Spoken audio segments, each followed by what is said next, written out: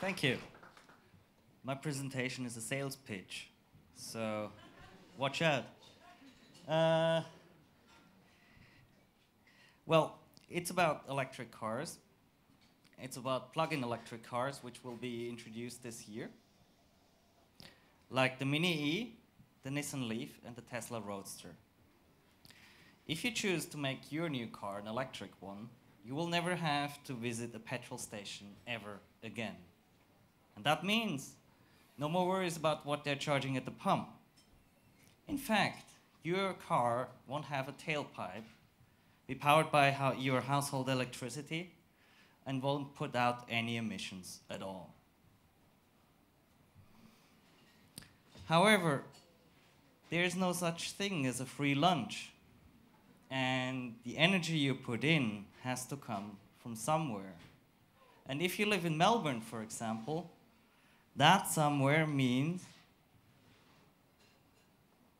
brown coal, which is the dirtiest of all fossil fuels in terms of carbon.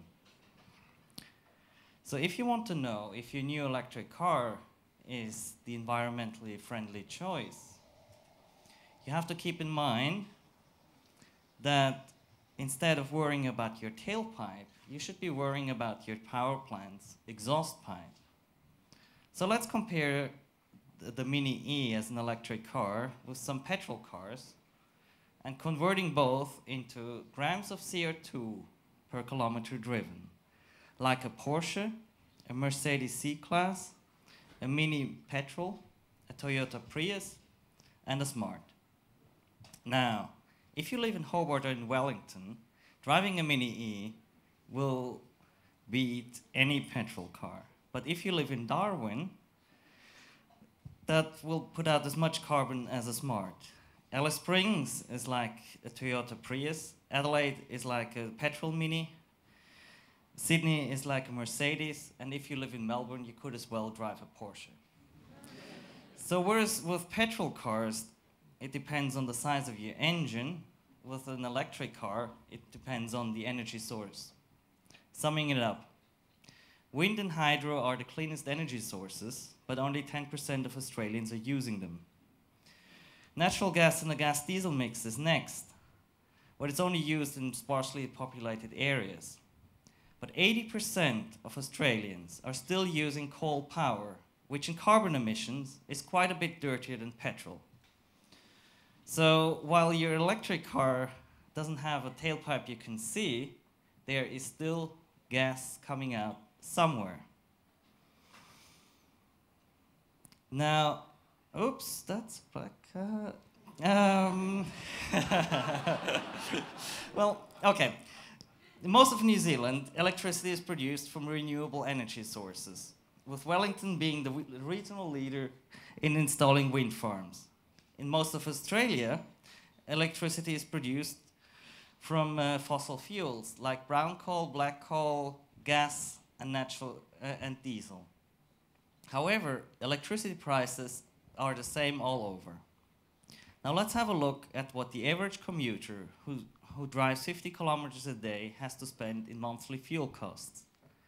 As you can see, your car might not be good for the environment, but it's certainly good for your wallet. However, but there's an alternative to all that dirty electricity, and it doesn't involve moving to Wellington or Hobart. It's called green power. If you buy a premium, your electricity company will buy power from recently built wind or solar plants. And this will ensure that wind and solar plants are continue getting funding and getting built.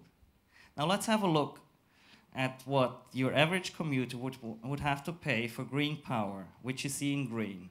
What you see in blue is what the average commuter would have to pay for petrol or for electricity today. And this is what you probably have to pay next year. Green power doesn't look that expensive anymore, isn't it?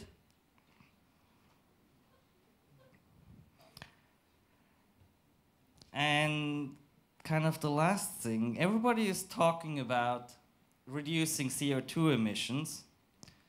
However, reality is something different.